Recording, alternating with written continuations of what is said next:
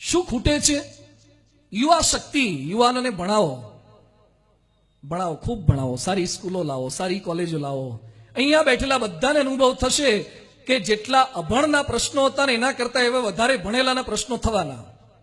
હું ભણેલ સાધુ છું છતાં તમને કહું છું, સ્કૂલો કોલેજોમાં જઈએ છીએ, અમે દેશ વિદેશમાં જઈએ છીએ, અમે કેટલાયને એજ્યુકેશનની પ્રેરણા આપીએ છીએ, છતાં હું તમને કહું છું, only education can't solve our problem.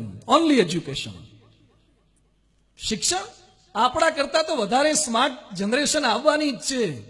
પણ થોડાક દિવસ પહેલા જો વાત કરી, અમે લંડન એક બાઈના ત્યાં ગયા, નાનો છોકરો રડવા લાગ્યો. એ રડતો તો એટલે એના બાપુજી એના હાથમાં મોબાઈલ આપ્યો. પેલા આપણે રડતા તાર ઘૂઘરાન છડા ખખડાવતા હતા. ઢીંગલા ઢીંગલીના જમાના ગયા. હવે રોતા છોકરાને મોબાઈલ લીધો અને પેલા રોતા છોકરાએ હાથમાં આમ કરીને ટચ સ્ક્રીનથી એને જે ગમતી હતી ગેમ કાઢી. શાંત થઈ ગયો. 4G generation, 5G generation. હવે અંદરથી જ બધી એપ્સ ડાઉનલોડ કરીને આવવાના છે. જેટલા જન્મ છે ને એને પ્લે સ્ટોરમાં જવું નહીં પડે, કારણ કે એની મમ્મીએ 9 મહિના આ જ ધંધા કર્યા હોય. એટલે બધા 3G ને 4G ને 5G વાળા આવવાના છે. સારો મોબાઈલ વાપરતા આવડી જાય, ઇટ ડઝન્ટ મીન કે હીલ બીકમ હેપી. સારું બાઇક ચલાવતા આવડી જાય, it doesn't mean he'll be happy. એની વચ્ચે એની અંદર યુનિટી, સંપ રાખી શકે છે. 2 દિવસ પહેલાની તમને ઘટના કહું. રાજકોટમાં એક ભાઈએ એની દીકરીના એરેન્જ મેરેજ કર્યા. દીકરીએ કીધું ત્યાં મેરેજ કર્યા. લગ્ન થયા અને 3 મહિના થયા અને છોકરીએ કહેવડાવ્યું કે મને ગમતું નથી. એનો ભાઈ મને કહેવા માટે, સ્વાઈ મારી બેનને ત્યાં ગમતું નથી. તો શું ગમતું નથી? હજુ 3 મહિના થયા છે. આપણે નવા ચશ્મા પહેર્યા હોય તો પણ સેટ થતા થોડીક વાર લાગે. ઘણી વાર પગથિયું આવે તેમ લાગે પગથિયું આવ્યું ગયું.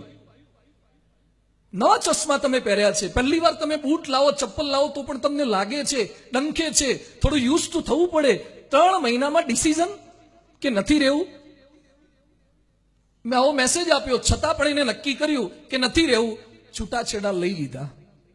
MBA BBA થયેલી છોકરી છૂટાછેડા લીધા. હમણાં 2 દિવસ પહેલા મને સમાચાર મળ્યા કે છોકરી ભાગી ગઈ.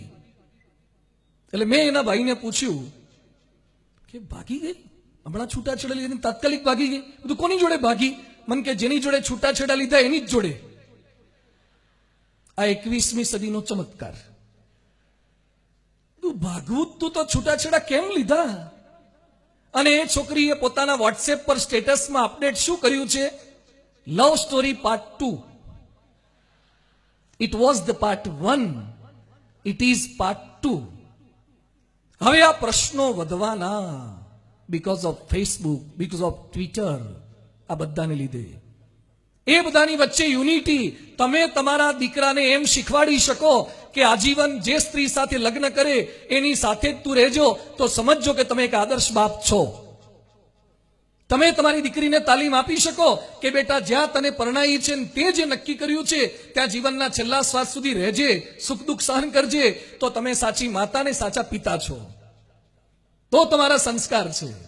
દીકરીને તમે બ્યુટી પાર્લર કેટલું શીખવાડ્યું, હોમ સાયન્સ કેટલું શીખવાડ્યું, સ્કૂટી એક્ટિવા કેટલું શીખવાડ્યું, એ બધું જરૂરી છે, પણ એ ઓર્નામેન્ટ્સ છે. ઘરેણા ક્યારે સારા લાગે? કપડાં પહેર્યા હોય તો. કોઈ કપડા વગરનો હોય ને સોનાના કલ્યાણ જ્વેલર્સના દાગીના પહેરીને ફોટો પાડજો.